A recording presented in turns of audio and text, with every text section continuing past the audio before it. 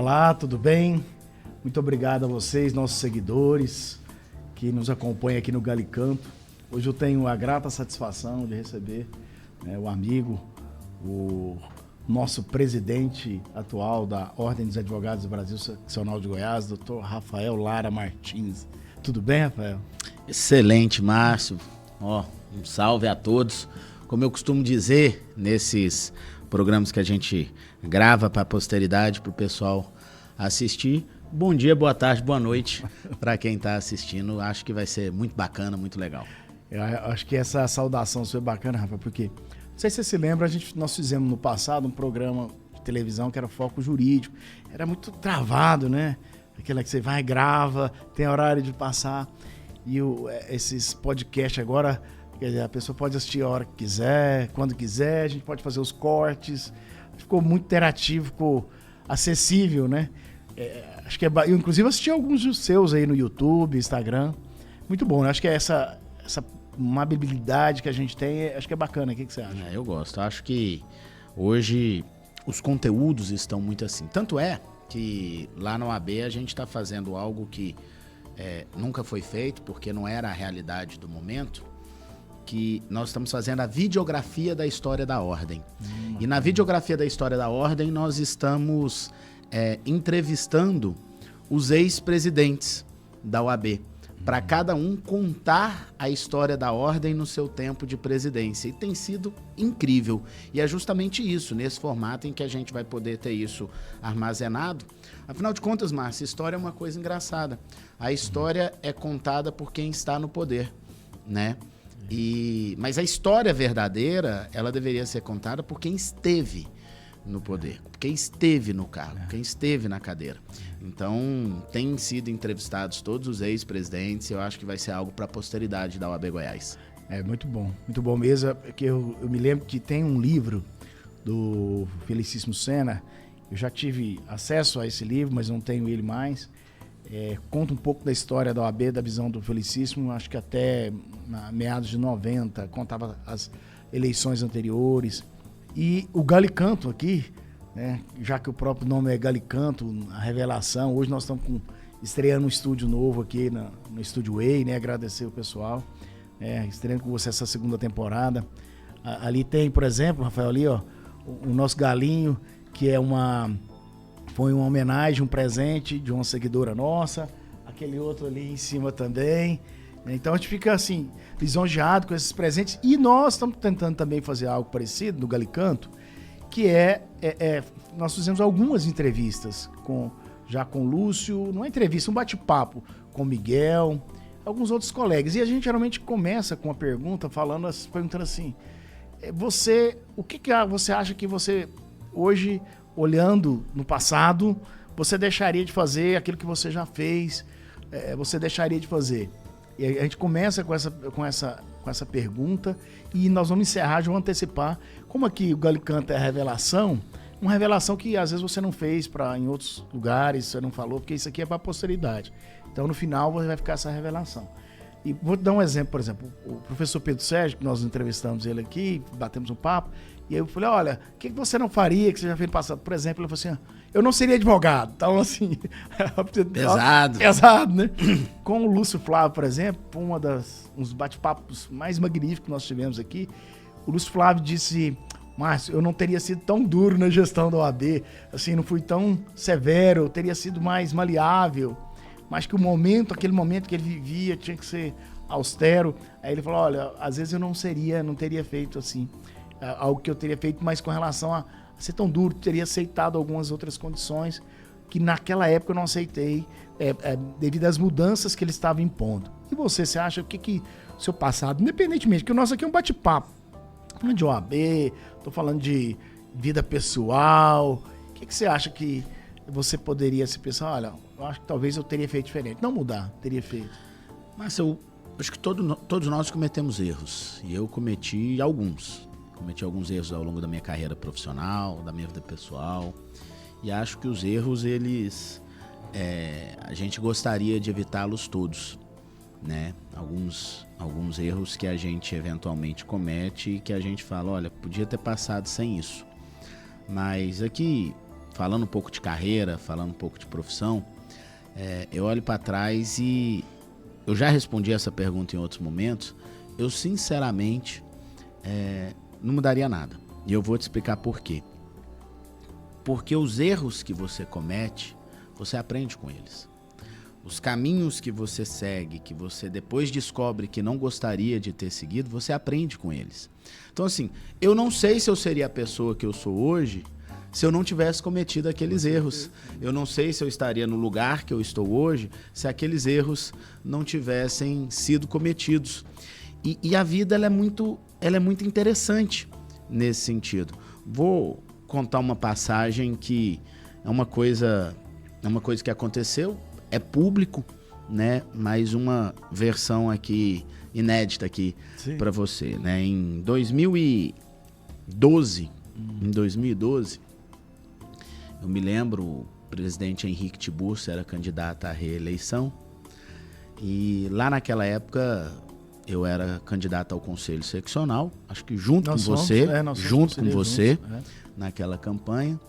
E aí foi dito que o Lúcio Flávio seria candidato a vice-presidente na chapa do Leon Denis. E lá naquele momento, Henrique Tiburcio me chamou junto com algumas pessoas e falou: você é amigo do Lúcio, não é? Sou amigo do Lúcio já há alguns anos, o sócio do Lúcio, Marco César, meu compadre, né? Tem uma relação muito próxima, íntima com eles, a ele, a Silvia.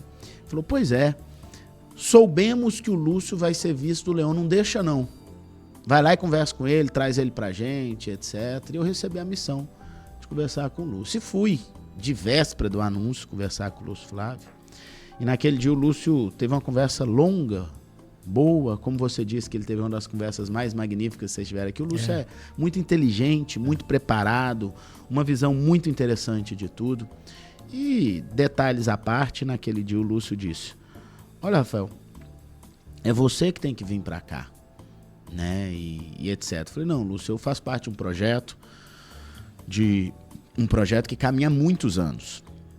Desde a faculdade, a primeira campanha da OAB que eu participei, Márcio, eu estava na faculdade, eu estava no 5º ano da UFG, era da turma lá do Centro Acadêmico, sempre fui envolvido com o Centro Acadêmico, e eu lembro que eu tinha uma camiseta preta, bonita, falando de advocacia, e era a campanha da eleição do Miguel Cansado, primeira eleição do Miguel Cansado. Então, a primeira eleição que eu participei na OAB foi pedindo voto pro Miguel Cansado. E ali as coisas foram acontecendo, meu escritório começou a participar. Eu era presidente do IGT nessa 2003, época que a gente estava falando. 2003. Foi 2003, ano que eu me formei. E aí, então, surge a oportunidade de... O Missal havia sido conselheiro, ele era meu sócio na primeira gestão do Henrique, e aí eu entrei pro conselho na segunda gestão do Henrique. E o Lúcio falou: então vem. Eu falei: não, faz parte de um projeto, não tem sentido e etc. Ainda falei assim pro Lúcio: mas o dia que você tiver um projeto que você for cabeça de chapa, você me chame. Você me chame que eu gostaria de fazer parte, de construir algo nesse sentido. Acho que é bacana. Então, 2 pessoas para quem eu disse isso, olha que interessante. Pro Lúcio, e eu tinha dito isso pro Flávio Bonadus Borges também, que era conselheiro junto com a gente, sentava do meu lado, um cara inteligentíssimo, muito bacana. Preparado. E tá, e o tempo passou. E em 2014 o Lúcio me chama e fala: Rafael, vim lhe cobrar uma dívida. Eu falei: dívida, Lúcio? Como é que é isso? Ele falou: não, vou ser candidato a presidente, vim lhe cobrar uma dívida. Você falou que quando eu fosse candidato a presidente, você ia caminhar comigo. E eu respondi ao Lúcio: poxa, Lúcio, como é que faz? Porque tá tudo bem, né? Não tinha tido ainda aquele racha daquela gestão, que depois ficou conhecido. A saída do Tiburcio. Já tinha um clima assim na gestão, mas não tinha tido aquele racha, aquelas brigas e etc. E antes de tudo isso, eu falei pro Lúcio: Lúcio, eu sou homem de uma palavra só. Conte comigo. E eu fiquei muito angustiado, porque eu falei: como é que eu vou fazer? Porque são meus amigos, são pessoas que eu convivo, da minha confiança, minha intimidade. Do outro lado também eu tinha amigos, pessoas que convivia, você, por exemplo, estava lá.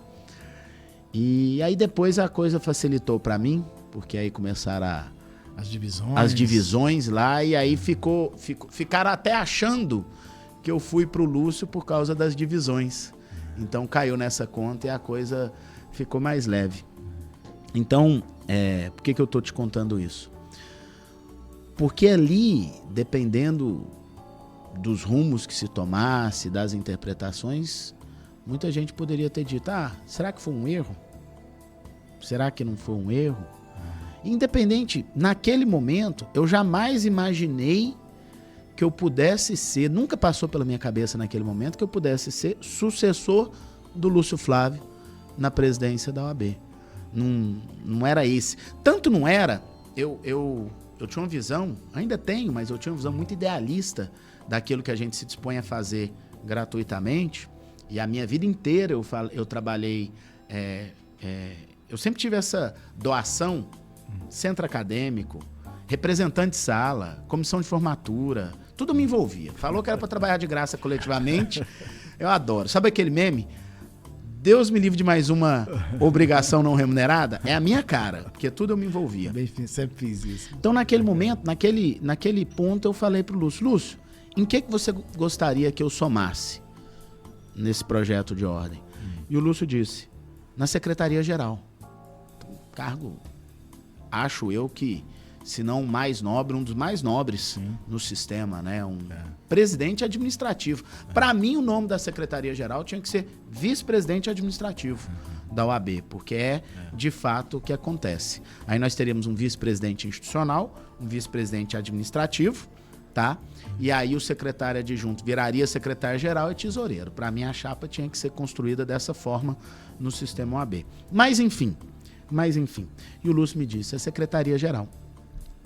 Se eu naquele momento imaginasse ser sucessor do Lúcio, e eu não estou dizendo que eu não imaginava ser um dia presidente da OAB. Já falei várias vezes que desde a faculdade eu falava que eu tinha um sonho de ser presidente da OAB. Desde a faculdade. Muito bom, bonito. O pessoal que era do centro acadêmico comigo falava, cara, o Rafael Lara falava no cachim que ia ser presidente da OAB. Só que todo mundo ria de mim, né? Porque era impossível, com a minha história, com a minha realidade naquela época, ser presidente da OAB. Mas naquele momento, quando me convidaram para ser secretário-geral, se eu imaginasse que já era o próximo, eu teria aceitado, porque politicamente é uma posição adequada, né? Mas eu disse, Lúcio, eu não quero. Eu não quero ser secretário-geral. E ele falou, como não quer? Não quero, eu quero ser diretor da ESA, cara. Eu sou presidente do GT, eu quero ser diretor da ESA, porque é o que eu gosto. Cursos, eventos, formação, ensino, educação, eu gosto. Sou apaixonado em educação, sou apaixonado em qualificação. Também poderia ter sido um erro. Aliás, na época, todo mundo disse que eu errei. Todo mundo. Não teve ninguém que disse que eu acertei. Aliás, corrigindo, tiveram duas pessoas que falaram que eu acertei. Uma foi o Flávio Bonaduce e outro foi o Jorge Bolsinhas, um grande amigo de São Paulo, que foi até o diretor da ESA de São Paulo alguns anos depois. Mas o resto, todo mundo falou, você se suicidou politicamente, você cometeu um erro, isso, aquilo.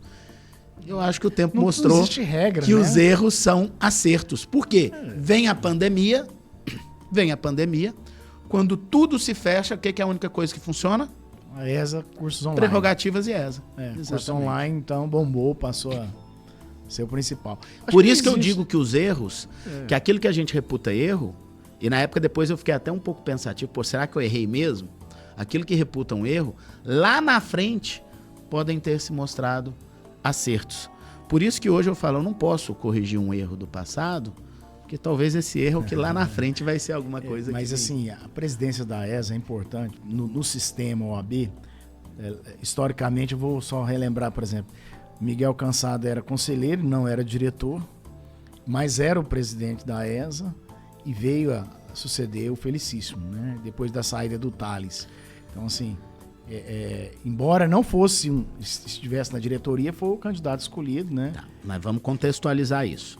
Primeiro, se a gente olhar para o sistema OAB nacional, isso não acontece. Isso não acontece. Não. O sistema OAB nacional, as pessoas não saem da ESA para a presidência. São raríssimas as situações que isso acontece. Segundo, o candidato não era o Miguel. O candidato era o Tales. Era o Tales. Entendeu? Era o Tales que era o candidato. E de última hora, às vésperas quase da inscrição da chapa, deixou de ser o Tales Jaime e passou a ser o Miguel. Ou seja, não é uma construção que veio em decorrência da ESA para o Miguel se tornar. O Miguel se tornou candidato como uma solução de última hora, porque o Tales não seria mais candidato e não interessa os motivos, mas o Tales não seria mais candidato. Então tá vendo que a construção não é bem assim, não é aquela coisa, ele se fez na ESA, construiu para se tornar candidato. E reconheçamos, foi um grande presidente de ordem. Foi um grande presidente de ordem. Fez um excelente trabalho. Então eu vou te convidar agora, então, para fazer um brinde. Eu sei que geralmente a gente grava isso aqui de manhã, à tarde, final de tarde. Sempre a gente brinda, mas até para não deixar a tradição, eu vou brindar aqui, chamar você para a gente brindar os nossos erros que constroem quem nós somos atualmente. Então vamos lá. Só que bom, fala que é um primitivo de Manduria, um vinho italiano, um Magna, né? Primitivo Manduria Só Magna. aqui no podcast para eu tomar um vinho desse mesmo. Aí vamos ter outras oportunidades aí, mas é muito bom. Particularmente eu gosto muito da uva, né, do primitivo. E nós podemos nos servir, comer, ter uns frios aí. Assim, mas agora vamos mudar. Porque a ideia nossa é pensar sobre o Rafael Lara. É bacana, eu pessoalmente gosto muito de falar sobre OAB, sistema OAB, que, por exemplo, participo desde a eleição de 2000. Eu acho que já tive envolvido desde a eleição de 2000 para cá. Eu tive envolvido em praticamente quase todas as eleições. Gosto, mas eu queria saber um pouco mais, na verdade, da pessoa do Rafael Lara. O Rafael, com a sua história pessoal, você se comparando hoje com o Daniel, né, que são mundos totalmente diferentes, nós sabemos, né? Daniel é meu filho. Seu filho. E eu fiquei sabendo que parece que ele faz aniversário depois de amanhã, né? Então, assim, e 11 anos que o Daniel vai fazer? 12 anos. Você lá com 12 anos, as suas perspectivas, os seus sonhos, os seus pensamentos, o seu planejamento. Então, nós já falamos que os erros te levaram aonde você está. Que é uma história bonita. Muitos sabem que você foi criado pela Dona Lourdes. Mas você hoje comparando, olha, o mundo que você viveu, aquilo que você passou com o Daniel hoje, que vai fazer 12 anos. Quais foram as grandes diferenças? Qual é essa grande diferença e o que te marcou mais lá no passado? Cara, é uma pergunta tão difícil, Márcio, porque assim, são realidades tão diferentes. A realidade que o meu filho Daniel vive e a realidade que eu cresci são realidades que não se compara. Nem melhor, nem pior. Acho que tinham coisas que na minha infância eu acho que eram mais valiosas, muito mais valiosas e melhores do que a infância do Daniel. E tem coisas na infância do Daniel muito mais valiosas e melhores do que na minha infância. Eu era bicho solto. O que significa isso? 12 anos de idade, 5ª série, né? Que é o ano que o Daniel faz, que hoje chama 6º ano. 6º ano, isso. Então, a 5ª série. Tinha acabado de sair do primário. E eu vou contar um pedacinho bem rápido aqui da minha infância para entender esse contexto. Eu venho de uma situação de pais separados, em que até essa idade de 12 anos, na verdade até os 9 anos, morei com a minha mãe, morei com meu pai, morei com a minha avó, morei em Brasília, morei em São Paulo, morei em Goiânia, tudo isso antes dos 9 anos de idade. Eu ficava mudando de escola, de cidade o tempo inteiro. Então, eu não tinha fixação de turma de amigos, eu não tinha fixação de escola. Teve ano que eu mudei de escola no meio do semestre. Aliás, por 2 anos eu mudei de escola no primeiro semestre. Então, assim, ou eu me retraía, me reprimia e me fechava, ou eu acelerava o meu processo de fazer amigos. Entendeu? Graças a Deus, o caminho que aquela criança escolheu foi de acelerar o processo de fazer amigos. Então, quando eu vim para Goiânia, eu vim para fazer a 3ª série primária. Fiz 3ª e 4ª série primária à tarde. Onde? No Colégio Santo Agostinho. E a 5ª série eu passei a estudar de manhã. Então foi uma virada de chave na minha vida. Passo a estudar pela manhã em Goiânia, ia para a escola a pé, não era longe, mas eu ia para a escola a pé. Eu morava no bairro Popular na 68 com a 55. E aí eu pegava 55 e ia até ali perto do Mutirama, onde o Santo Agostinho é em frente. Sim. Hoje o pessoal conhece mais o Teatro Madre Teresa Garrido do que o Santo Agostinho, mas é ali, naquele quarteirão. E aí eu ia para lá e eu vivia a escola. E eu vivia o meu bairro, eu vivia o bairro popular. Eu ia para a escola, voltava, almoçava e ia para a rua. E ficava a tarde inteira na rua. Entendeu? Jogando bola no Mutirama, jogando bola no Mutirama, andando com os amigos, andando pela rua, na casa de amigos. E claro, eu fazia atividades, eu fazia esporte, eu fazia inglês, né? Eu tinha minha família era humilde, mas eu estudava em escola particular e fazia inglês, porque a pensão que o meu pai pagava, como minha mãe não morava aqui, eu morava com a minha avó, e eu já contei isso, eu morava com a minha avó e uma renca de primo. De primos, né? E a pensão que meu pai pagava, eu podia destinar ela para o que eu quisesse. De verdade, já nessa época era uma decisão minha. E eu poderia estudar, por exemplo, no liceu, que também era próximo de casa e ter dinheiro, mas eu destinava para o colégio, destinava para o inglês, com um desconto que eu mesmo ia lá com a minha avó negociar para o dinheiro dar. E quando a escola não queria dar o desconto, a gente mostrava qual que era o valor da minha pensão. Falou, tem que caber aqui. Não tem mágica. Se não couber aqui, não tem jeito, né? Okay. E aí a gente conseguia. Então era uma vida de perspectiva, Márcio, lá naquela época da idade que meu filho tem hoje, cara, que eu vivia hoje. As pessoas perguntam, quais que eram os seus sonhos? Cara, eu não olhava para frente. Eu não tinha essa visão, essa perspectiva. O que eu quero ser quando crescer? Cara, eu comecei a pensar em o que eu quero ser quando crescer, tipo, quase no vestibular, já no segundo grau ali, né? Então... Você fez segundo grau? Era tudo no Santo Agostinho. Eu fiquei da terceira série primária, o terceiro ano colegial, bacana, que era o que a gente chamava no Santo Agostinho. Excelente. Era a vida inteira lá. E só lá naquela época eu comecei a pensar. Então, na minha quinta série... eu pensava em viver aquele momento, eu pensava em um dia depois do outro, não tinha perspectiva de futuro.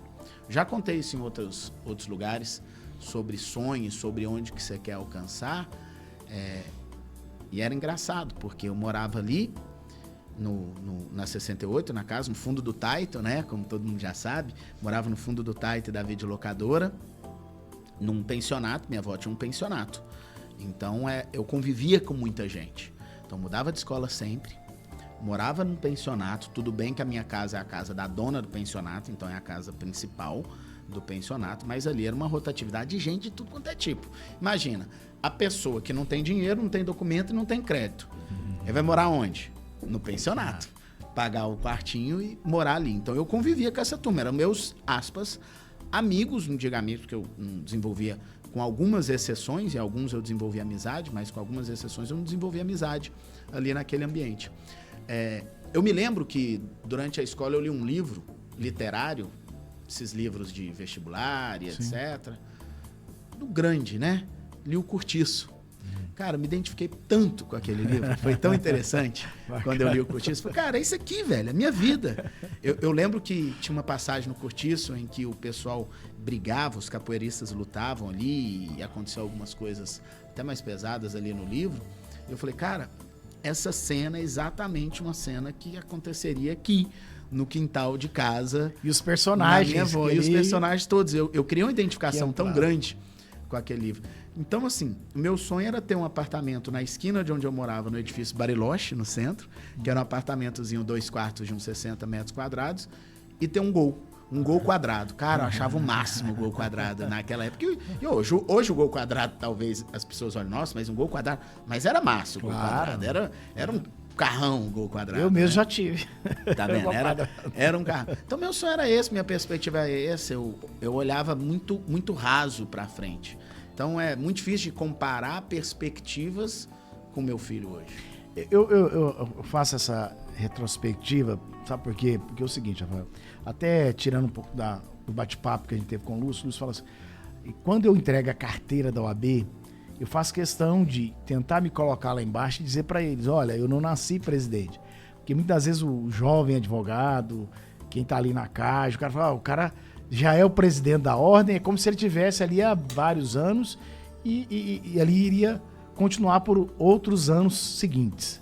Ele fala, olha, então eu tenho que deixar essa perspectiva também para o jovem advogado, dizer, você pode, você tem condições para isso, tem que perseverar. Então essa retrospectiva é importante dizer, olha, não existe uma fórmula correta e certa que vai dar certo lá no final, você pode ter absoluta certeza. Mas você tem que perseverar. Acho que essa história é importante porque cada um tem a sua história, né? De ordem, de sonho, de perspectivas. Acho que é isso, né? Um pouco é isso. Ô, Márcio, era impossível qualquer pessoa naquela época. Aliás, até a eleição do Lúcio, era impossível imaginar que uma pessoa que foi a criança que eu fui, que veio da família que eu vim, que cresceu no ambiente que eu cresci, poderia chegar à presidência da ordem. É impossível. É uma coisa assim, inimaginável, né? A minha eleição do AB, eu tenho muito orgulho disso. A minha eleição do AB ela é uma quebra de paradigma no sistema OAB aqui em Goiás. Porque é o primeiro presidente que vem de uma origem verdadeiramente humilde, de uma origem que efetivamente não tem relevância política, nada disso. E isso traz esperança e perspectiva para todo jovem advogado. Porque a partir disso, qualquer jovem advogado pode olhar e falar, cara, eu quero ser presidente da OAB. Eu quero ser presidente da OAB. É sobre isso. Entendeu? Eu quero doar para essa classe que eu amo tanto e que eu quero fazer acontecer, quero transformar a realidade dela. Então, acho que isso é muito importante. Então, isso é uma quebra de paradigma. No final do ano, nós vamos ter eleições da ordem, no segundo semestre a gente vai começar a falar disso, e quando chegar lá, você pode apostar que os personagens de eleição de ordem daqui para frente vão ser diferentes dos personagens de eleição de ordem do passado, onde todo mundo era filho de um grande advogado, de alguém que fez uma grande história, da família que fez uma grande história na ordem. Agora as coisas vão ser diferentes, porque a gente conseguiu quebrar essa barreira. Rafael, eu um dia bater um papo informal com o Felicíssimo, né, antes de 2015.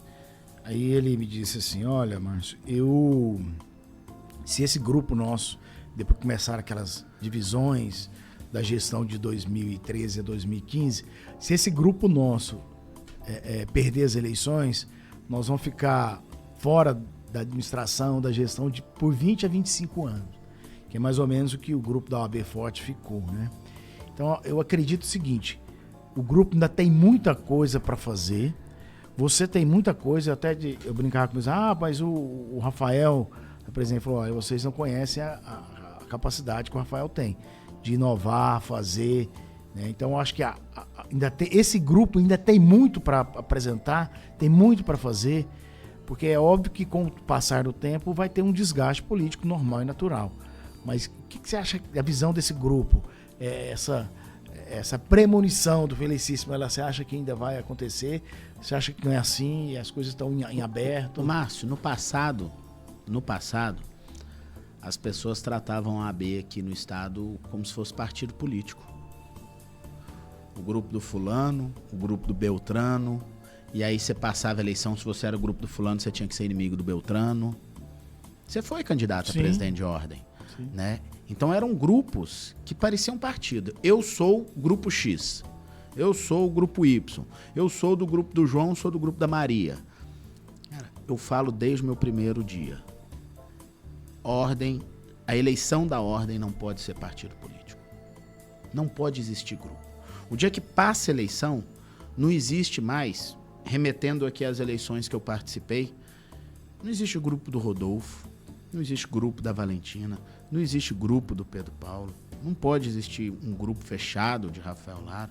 Qualquer pessoa que queira somar para o bem da advocacia e quer vir para o bem e pelo bem, é bem-vindo a trabalhar, não pode ser chamado assim. Uma coisa que eu falo muito... Tem muita coisa para ser feita. Né? Uma coisa que eu falo muito.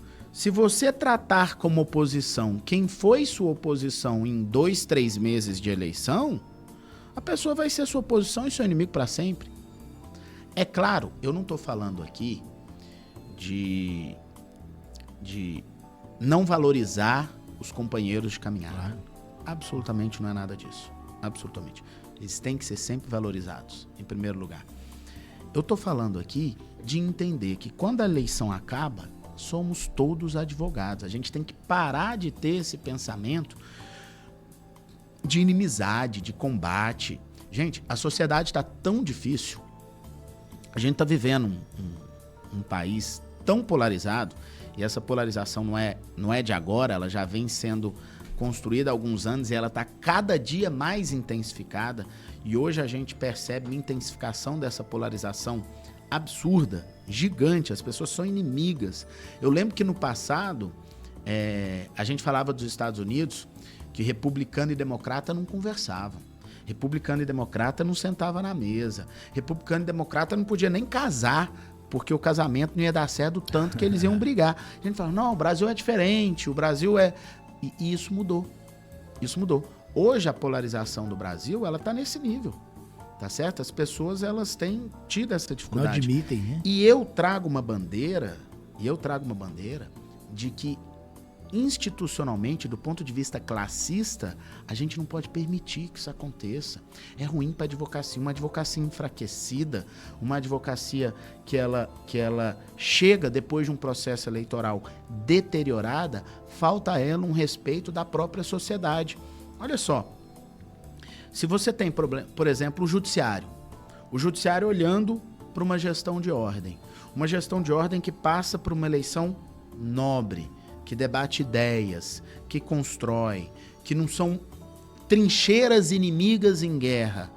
A hora que isso acaba e essas pessoas dialogam e tentam construir, o judiciário respeita mais a advocacia. Se sai todo mundo desfacelado, o judiciário recebe aquele pessoal com migalhas. Entende? Então nós temos que trabalhar para uma advocacia que pare de achar que há grupos. Então, respondendo sua pergunta, é absolutamente relevante. É absolutamente relevante.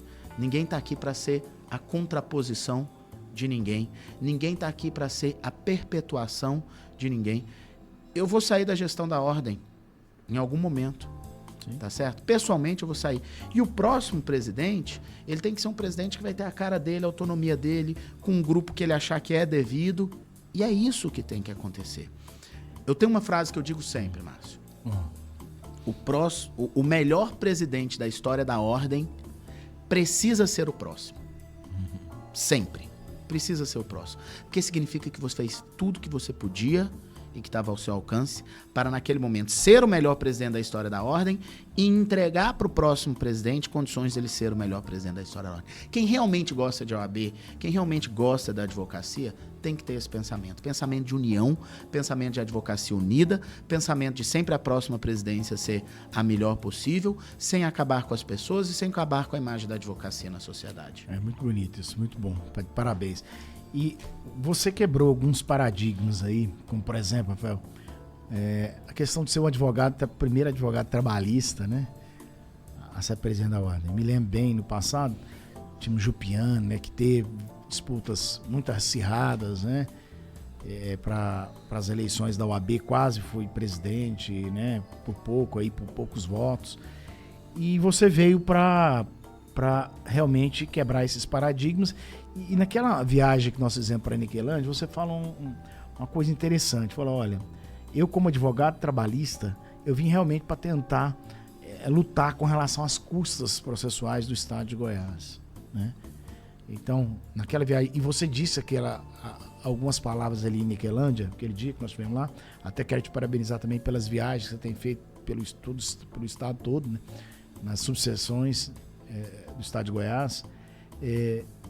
Como que foi essa batalha para você? Hoje nós chegamos ao ponto de conquistarmos o direito de, pelo menos, fazer a execução de nossos honorários sem antecipação das custas.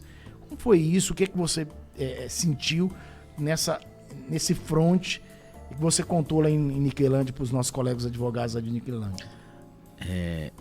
Márcia, é interessante porque as pessoas construíam uma imagem, uma retórica, que por ser advogado trabalhista eu não ia ter um bom diálogo com o Tribunal de Justiça, o sistema prisional e etc. Eu acho que foi muito o contrário, né? Me deixou livre para poder construir isso da melhor forma possível. E desde o primeiro dia da nossa gestão, uma das grandes bandeiras que nós temos na ordem são as custas. E olha, é curioso, porque essa foi a grande bandeira também da eleição do Felicíssimo, da primeira. Então isso é um problema histórico, né? Só que a gente precisa entender que a gente precisa alcançar e ter vitórias à medida que elas são possíveis. E eu acho que nós tivemos uma grande vitória na Ordem dos Advogados do Brasil. Uma grande vitória. Isso, desde a década de 40, a OAB sonha com isso, que é a possibilidade de você ir em juízo, cobrar os seus honorários advocatícios de quem não pagou, sem precisar recolher as custas. Às vezes as pessoas não param para pensar na grandeza disso. Claro, muito grande. Para isso acontecer, que eu vejo muito nas viagens do OAB Presente e etc., para isso acontecer, não basta eu ter um deputado e fazer um diálogo legislativo, político. Eu preciso convencer o Tribunal de Justiça a ele próprio apresentar um projeto de lei de exclusivo interesse da advocacia, que é esse. Já parou para pensar na força disso? O tribunal falar, eu estou apresentando, porque se o Tribunal de Justiça não apresentar, eu tenho vício de constitucionalidade formal. Eu estou apresentando um projeto de lei para beneficiar a advocacia. Não que o tribunal não tenha sensibilidade da importância da advocacia, etc., mas nós estamos falando de dinheiro. Tá certo?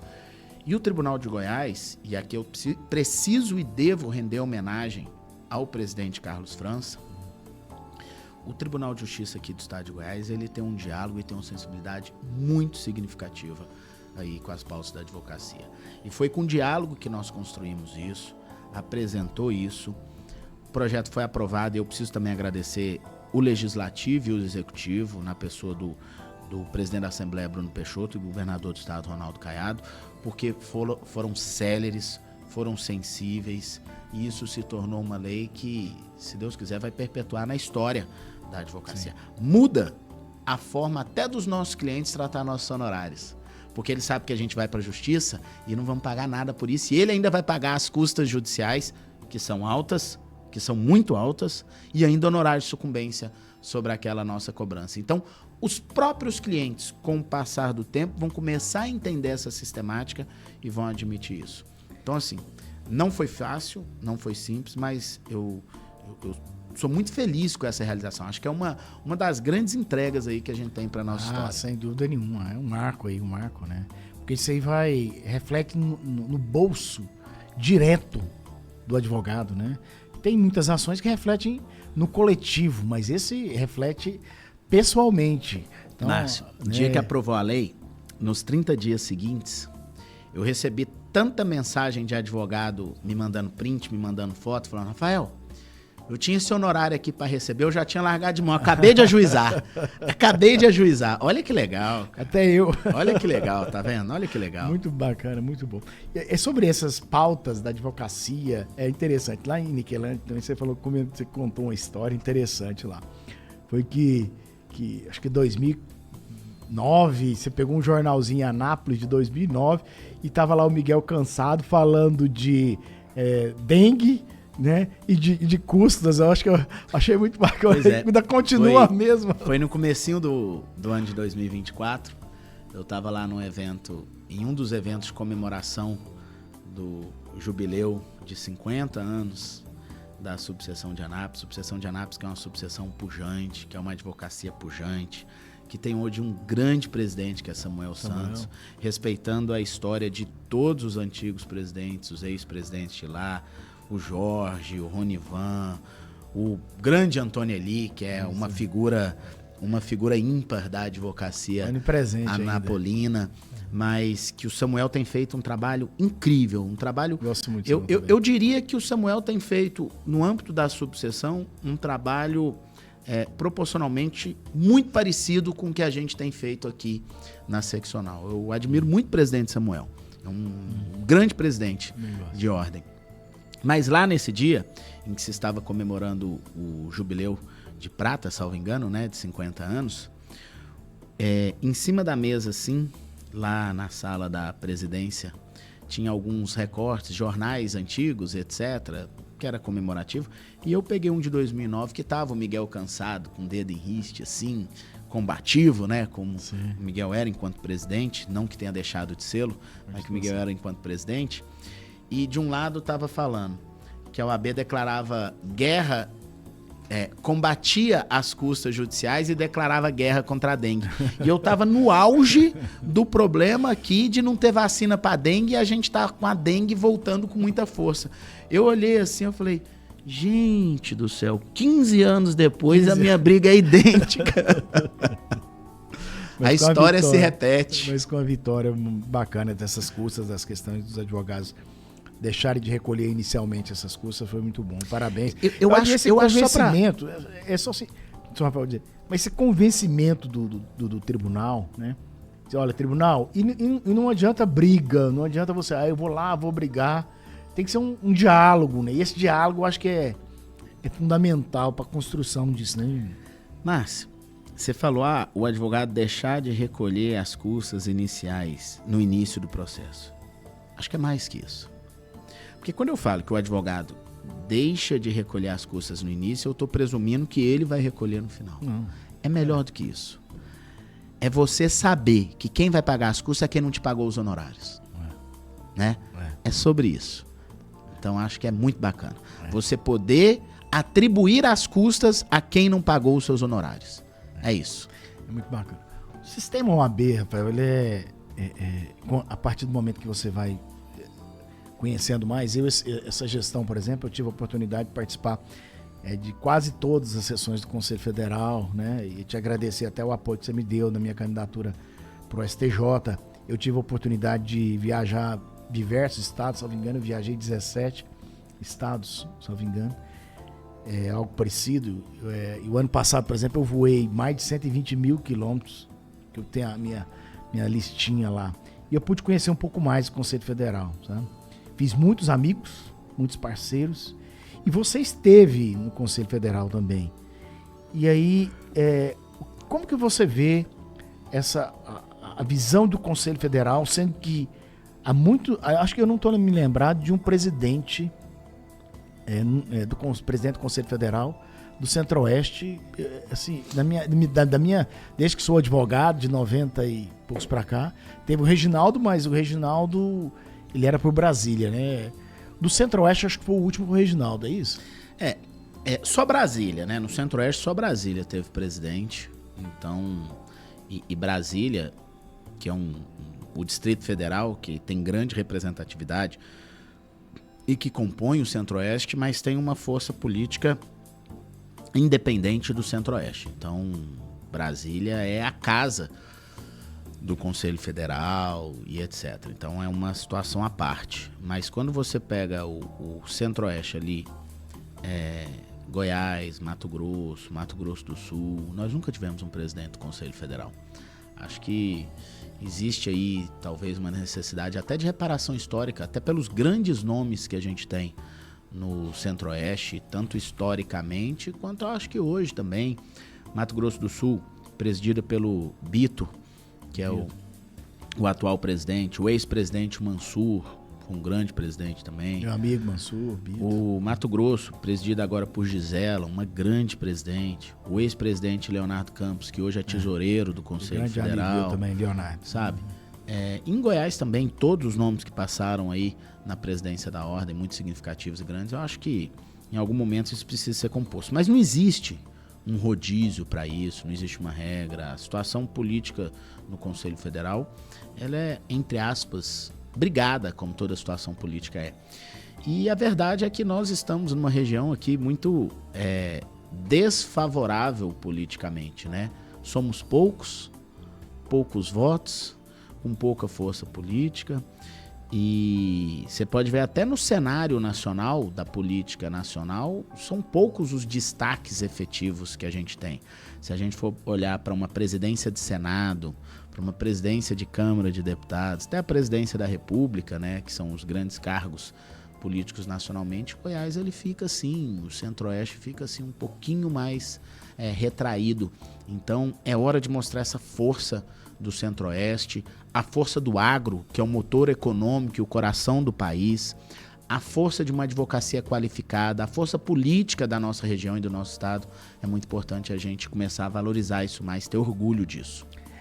Conhecendo, as pessoas passando a conhecer um pouco mais você, através dos bate-papos, isso aqui nós vamos disponibilizar no YouTube, Instagram, né, Spotify. Eu acho que nós conhecemos um pouco, começamos a compreender um pouco a sua história e dizer, olha, a sua ligação hoje no Conselho Federal, e eu sou testemunha disso, ela é muito forte hoje.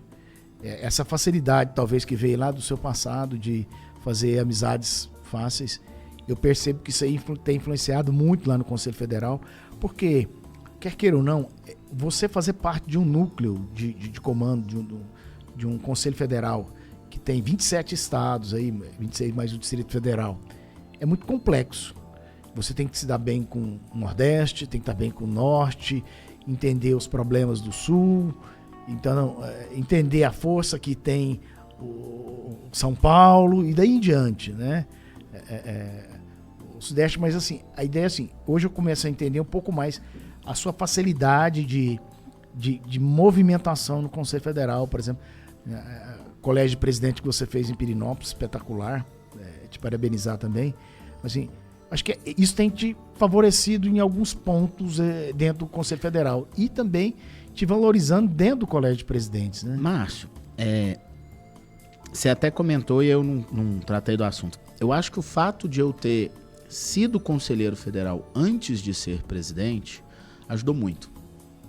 Ajudou muito para enxergar o sistema OAB de uma outra ótica, né? Quando a gente começa a dar um passo para trás e olhar de fora, entre aspas, um pouco mais distante, você consegue enxergar isso de uma forma diferente. Eu ousaria dizer que... Porque hoje é tão engraçado, você vem numa escada político-classista, se torna presidente e vai para o Conselho Federal. Eu ousaria dizer que o ideal é você passar pelo Conselho Federal antes de você se tornar presidente, para enxergar a sua gestão de seccional sem perder a sua territorialidade, sua regionalidade, seus aspectos específicos, mas você enxergar isso de uma ótica que você efetivamente consegue enxergar o país e a advocacia como um todo. Porque às vezes a gente precisa enfrentar um problema local em que outros estados enfrentam também aquele problema, certo? Então ter passado no Conselho Federal foi muito positivo. Ter uma amizade com Beto Simonetti, presidente Beto, muito positivo. Eu fui diretor-geral de ESA quando Beto Simonetti era o diretor-geral da ESA Nacional, que a gente chamava à época de ENA, Escola Sim. Nacional da Advocacia. Sim. Então, eu tive a oportunidade de ser liderado por Beto Simonetti na escola, e Beto Simonetti foi uma surpresa agradabilíssima na Escola Nacional da Advocacia, porque eu me lembro, eu até brinco com ele, quando o Beto chegou na Escola Nacional de Advocacia, Beto não era professor. E as pessoas acham que a escola tem que ser gerida por professores. E de repente Beto chega lá e fala pra gente, eu não sou professor. E todo mundo que estava na ESA era professor e fala, pô, o que esse cara tá fazendo aqui? Mas Beto era gestor. Beto era habilidoso. Logo ele tinha escolas todas com ele, e aqueles que eram professores estavam impulsionando o Beto a fazer um grande trabalho que ele fez à frente da Escola Nacional. E aí, quando o Beto se torna depois secretário-geral da ordem, eu me torno conselheiro federal. E aí Beto se torna presidente e eu me torno presidente. Isso ajudou também nessa construção desse diálogo, nesse carinho, nessa proximidade. Eu tenho um carinho por Beto Simonetti muito grande, muito grande. E no Colégio de Presidentes, Márcio, e aí você fala desses relacionamentos, etc. Sabe o que é, na verdade? Falando aqui. Cara, eu gosto de gente. Eu gosto de gente. E é tudo sobre gente, cara. Eu gosto de gente, gosto de pessoas, gosto de bater papo, Entender gosto de o problema de intimidade. alguém, do estado. Cara, eu gosto de gente. Ouvir, né? Você falou, parabéns o projeto que você está fazendo, a OAB Presentes, viajando aí no estado. Todo mundo olha aquilo e fala, poxa, mas que esforço, que difícil que deve ser, etc. Eu não acho. Eu gosto de gente. É bom demais estar perto das pessoas, ouvir as pessoas, conversar com verdade, olhando no olho, com paciência. É muito interessante. Olha, é muito bacana. Eu queria mudar um pouco o viés que nós estamos falando, mas assim, só para me perder, também percebi que você tem uma proximidade muito grande também com o Sarmento, né? Que é o decano do Conselho Federal, né? E essas conversas que você faz com toda a advocacia a nível Brasil, eu pude perceber isso, por exemplo, no Rio Grande do Sul, com a Lamarca, que está, inclusive, deixar a nossa solidariedade para o povo do Rio Grande do Sul, o nosso colega Leonardo e também para o Cláudio, que me receberam muito bem lá e tem um carinho especial por você. Então, eu vi isso aí, eu percebi isso tanto em todo o Brasil, mas assim, também um carinho muito especial também sobre Sarmento com você, né? Que é eu vejo no Sarmento um porto seguro ali quando eu olho o Conselho Federal, mas eu acho que a gente tem muito ainda para oferecer, né, Rafael? Felipe Sarmento, eu posso dizer hoje que ele é um amigo, uma pessoa que ligo para conversar, para tratar de assuntos diversos, e ele, como decano do Conselho Federal, eu brinco que ele é a biblioteca viva do Conselho Federal. Felipe, ele concentra nele ali as histórias e os motivos. Toda vez que eu tenho uma dúvida de tentar entender por que aquilo aconteceu daquela forma, como é que aquilo é construído, converso com o Felipe e ele tem sempre uma aula para dar. Eu sou um grande admirador e amigo do Felipe Sarmento. Muito bacana.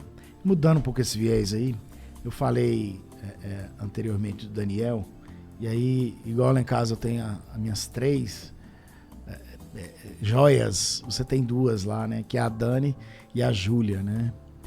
E eu fico pensando, às vezes, o papel da esposa, da companheira, nessa trajetória não deve ser fácil também. Dos filhos, eles têm muitas atividades, a gente sabe disso, e no dia a dia a gente tenta ao máximo. Eu já percebi você preocupado. Não, hoje eu vou ter um tempinho, eu tenho que estar com meus filhos aqui, eu não posso abrir mão, o Marcelo tá junto aqui, eu tenho que aproveitar isso aqui, nem que seja para ir para um jogo do Flamengo, alguma coisa, tem que estar juntos. Mas o papel da esposa, da companheira também não deve ser fácil, né? Márcio, sem apoio da família é impossível a presidência da ordem. É impossível. Aliás, vamos ser mais verdadeiros. Sem apoio da família, é impossível trabalhar, é impossível você ter sucesso profissional, é impossível você poder se dedicar. Toda família ele precisa ser construída com base numa rocha de compreensão e de apoio. Isso. Né? Compreensão porque a sua esposa é advogada. Sim. Então ela pode colaborar com você profissionalmente e compreender. A minha esposa ela não é advogada. Minha esposa é cirurgiã dentista.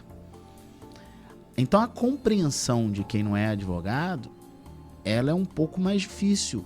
Portanto, quando ela acontece, como na minha casa, eu a valorizo ainda mais, né? E se isso não acontecer, eu converso muito com pessoas que pretendem ser candidatos a presidente na subseção, em outras seccionais, que pretendem participar de um projeto político classista na Ordem dos Advogados do Brasil. E a primeira coisa que eu pergunto para todo mundo: você tem apoio em casa? Porque se você não tiver apoio em casa, cara, vai não. Sabe aquele meme? Não entra não sem a ajuda de um profissional? Sem a ajuda de um profissional. É a mesma coisa. Se você não tiver apoio em casa, não adianta. Não adianta. E isso hoje é cada vez mais evidente.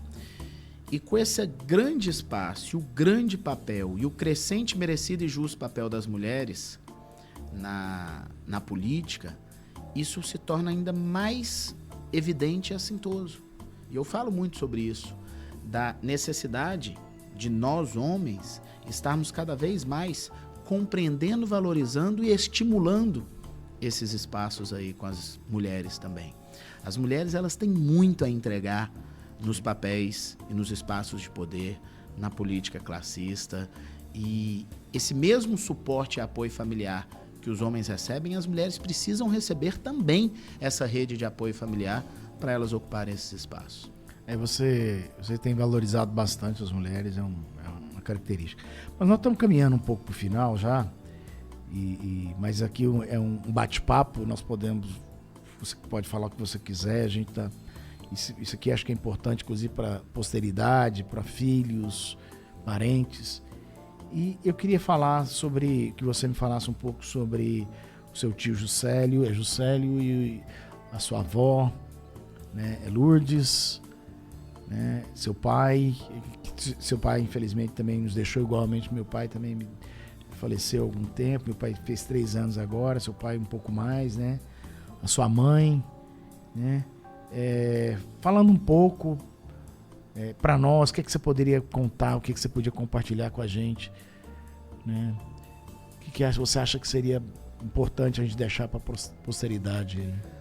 Márcio, como a gente começou falando aí no meio do caminho a gente foi falando da história do Daniel, a gente falou um pouco aí de uma infância, uma infância difícil ali, etc. Eu tenho uma família, tive, né, uma família um pouco disfuncional.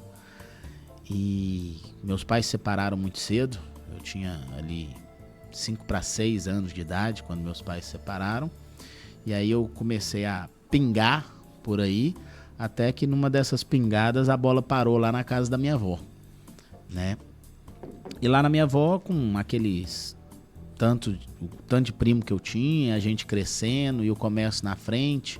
Tinha 2 tios que tocavam cada um comércio ali na frente, o Juscelino e o Juscelio. O Juscelino morava em outro lugar, o Juscelio morava ali com a gente, depois de um tempo também, quando ele se separou. Cara. Então, o Juscelio acabou assumindo uma parte da figura paterna, porque meu pai, ele não morou comigo mais, desde que eu morei com a minha avó, ele inclusive morava nem em Goiânia, né? Então eu falava com meu pai às vezes por telefone, em viagens e etc. E aí na minha fase mais já adulta, ele passou a estar mais presente e eu passei a conviver mais com ele, mas durante a minha infância de uma forma muito ausente. E o Juscelio acabou assumindo um pouco dessa figura paterna aí. E a minha avó acabou assumindo o restante dessa figura paterna e da figura materna, apesar de eu ter minha mãe não ter sido ausente tanto quanto meu pai, mas minha mãe é uma pessoa que viajou muito, minha mãe é uma pessoa que tem as questões pessoais dela. Minha mãe, ela ficou grávida de mim com 18 anos e sem estar casada com meu pai. Então era uma situação em que ela teve grandes desafios, né? Minha mãe é uma pessoa que foi a faculdade inteira, como a gente vê hoje tantas guerreiras que eventualmente acontece isso, foi a faculdade inteira com um bebê de colo, assistindo aula lá, entre aspas, assistindo aula, né, junto com ela, participando ali da vida comunitária acadêmica. Então foi uma guerreira, foi uma vencedora. E aí quando eu fui morar com minha avó, ela foi construir diversos projetos e diversas coisas e não pôde estar presente em todos os momentos. Então isso tudo acho que colabora com essa capacidade de adaptação que a gente estava falando lá atrás um pouquinho. Com essa capacidade de ou eu me adapto a isso aqui e toco, ou eu vou me retrair, vou me revoltar e etc. E cara, eu nunca tive o perfil de ser uma pessoa vitimista, que se lamenta, que acha ruim, que acha que não é merecido, ou que poderia estar em algum lugar ou de alguma forma melhor. Eu nunca tratei isso dessa forma. Tenho lá minhas dores, meus traumas, como todo mundo tem. Faço minha terapia como todo mundo deveria fazer. Há vários anos faço minha terapia. E falo isso. Eu não guardo sentimentos ruins dessa época. Eu só consigo enxergar o lado bom que cada coisa me trouxe. Eu trouxe o lado bom. Normalmente todo mundo tem a referência do pai e da mãe. Eu tenho a referência do pai, da mãe, do tio, da avó, dos pais dos meus amigos. Eu te falei que eu saía depois do almoço e não voltava para casa, né? E eu fui quase que, com todas as aspas do mundo, adotado por alguns pais de amigos. Todos os pais dos meus amigos gostavam muito de mim. Porque eles conheciam ali a minha história, sabiam da minha realidade, então eles me acolhiam muito, me cuidavam de mim com muito carinho. E eu era um bom aluno, cara, e eles ficavam assim, admirados com aquilo. Inclusive era motivo de briga deles com os filhos. Pô, você tem tudo aqui e não tá tirando nota boa. O Rafael não tem nada e é um bom aluno, né? Então, eu sabia, isso eu devo, eu acho que, sinceramente falando, eu acho que eu devo muito ao meu tio, sabe, o Juscelio. O meu tio, ele não teve a oportunidade de estudar e ele falava pra mim, cara, a única saída que você tem na vida é estudar. E aí eu ficava com aquilo na cabeça e estudei. Parabéns ao Juscelio, parabéns. Rafael, muito obrigado. Eu acho que foi muito enriquecedor o nosso bate-papo, né? Eu acho que a gente tem muito para poder falar, você tem muito para ensinar, principalmente para jovem advocacia, né? Esse ímpeto aí de sair da faculdade, embora você não tenha dito, mas eu sei de sair da faculdade, montar seu escritório, né? E sociedade. Fui embora pro Tocantins, voltei, passei por 14 composições societárias diferentes em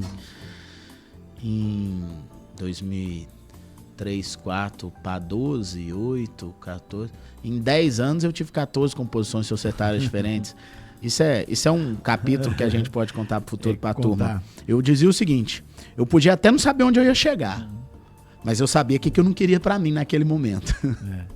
Eu acho que isso é importante, principalmente para a jovem advocacia, é importante para a advocacia de Goiás, essa história, né? E eu entendo que todos esses conhecimentos que você passou, essa experiência que você teve, ela pode ser compartilhada e aproveitada pelos que vêm aí. Eu também vivi isso, eu tinha escritório, no terceiro ano da faculdade tinha meu escritório, um pouco parecido, não tinha também igual você, alguém na família que cacifasse e dissesse, olha, pode ir que vai dar certo, aqui já está construído. Então essas histórias de luta e superação que você nos trouxe hoje, nos brindou, elas são importantes para que outros conheçam essa história e pensem que você construiu ao longo dos anos isso, que é possível que todos que queiram, que tenham a perseverança, que tenham a força de vontade de não desistir, podem chegar nos seus sonhos. Que não seja a presidência da OAB, seja aquilo que esteja almejando, seja na magistratura, seja em outros campos, mas esse exemplo é muito bacana e trazer experiências de vida como essa, eu fico muito lisonjeado e satisfeito. E só quero te agradecer. O Galicanto, como é a revelação, né? Você fez já uma grande revelação do Lúcio no início, mas fica aqui o espaço aberto e se você quiser deixar algumas palavras para os nossos amigos, para os nossos seguidores aqui, e as portas estarão sempre abertas para você aqui. Né? Márcio, eu quero te parabenizar por esse projeto, parabenizar pelo Galicanto, a revelação. Acho que foi um bate-papo leve, honesto, transparente. Acho que é assim que é gostoso, assim que é bom de construir. E um brinde ao Galicanto. Grande abraço.